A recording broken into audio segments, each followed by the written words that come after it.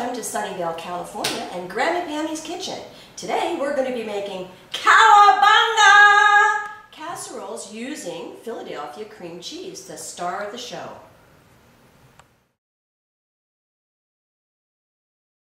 The most important thing is to have your oven preheated to 400 degrees for the start of this recipe. First of all, take a baking sheet and line it with parchment paper and then unroll your puff pastry. Then you want to take a rolling pin and just kind of roll it out a little bit so that you don't have those lines that came from the folds. Then you're going to take your ramekin, the size that you're going to be using for your Cowabunga casserole, place it on upside down onto the puff pastry.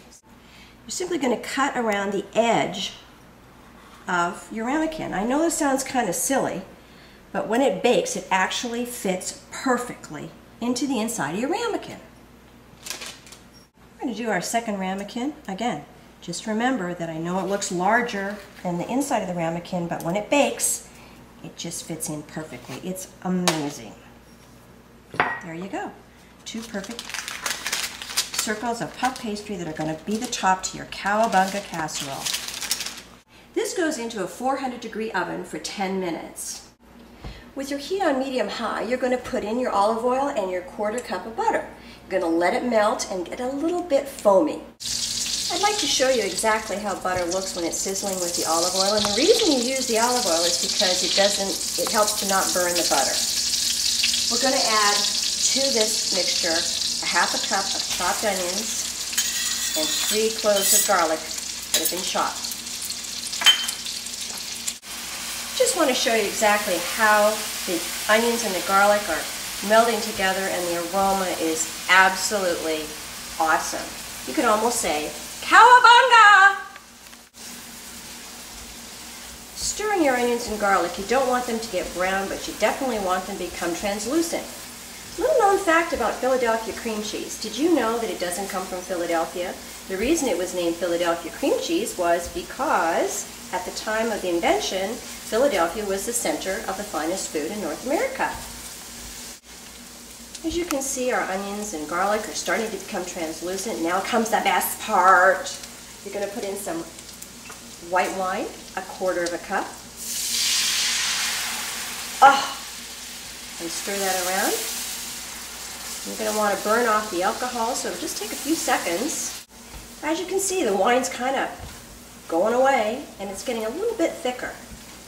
Now we're going to add the star of the show, Philadelphia cream cheese, which has been softened, and it's going to be 8 ounces.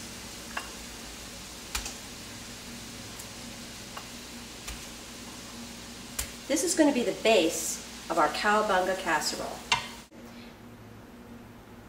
While we're making our sauce on the top of the stove, our puff pastries have come out of the oven, and this is what they look like. They're very lightly browned because they're going to go back in the oven later for another 5 minutes. Meanwhile, back at the ranch, our Philadelphia cream cheese is melting into the onion, garlic, butter, olive oil, white wine mixture. And as you can see, it's pretty thick. So what we're going to do is, once it's all melted, we're going to add a tablespoon or more of heavy cream just to kind of thin it out a bit.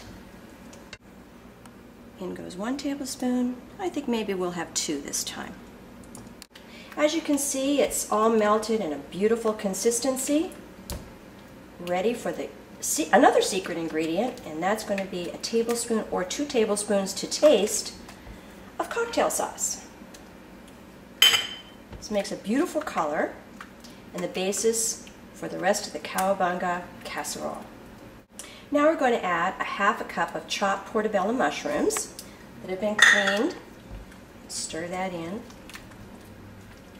The mushrooms are going to give off a little bit of juice, so even though this looks really thick, it will thin out with the moisture from the mushrooms. Then we add 8 ounces of crab meat, or in this case I've used crab meat substitute, to the mixture. Stir it around a bit, get it all coated, and then finally we're going to add our 1 cup of shrimp, or a 1/4 pound.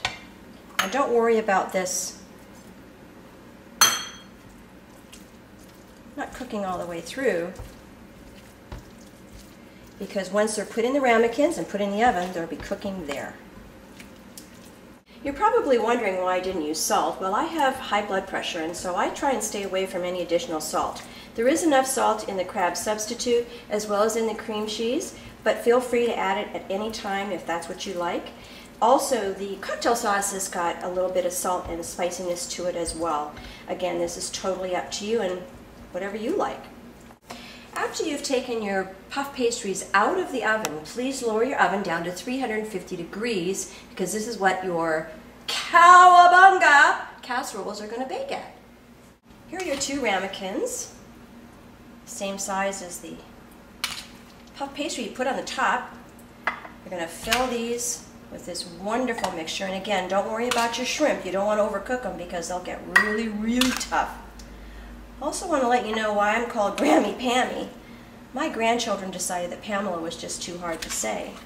So somehow it evolved into Grammy Pammy, and I've been Grammy Pammy ever since. There we go. Looks pretty good. This fills 2 ramekins perfectly. There you go. Then we're going to cover the ramekins with a piece of tin foil. This is just so it won't dry out in the oven.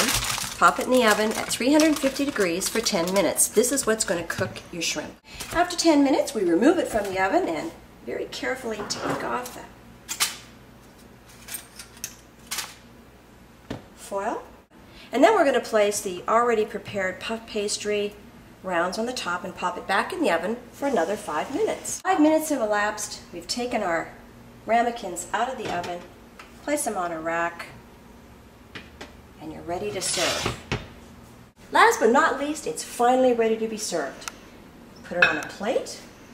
I like to take a tea towel because it is very hot and I don't want my guests to burn themselves, and tie it around the outside.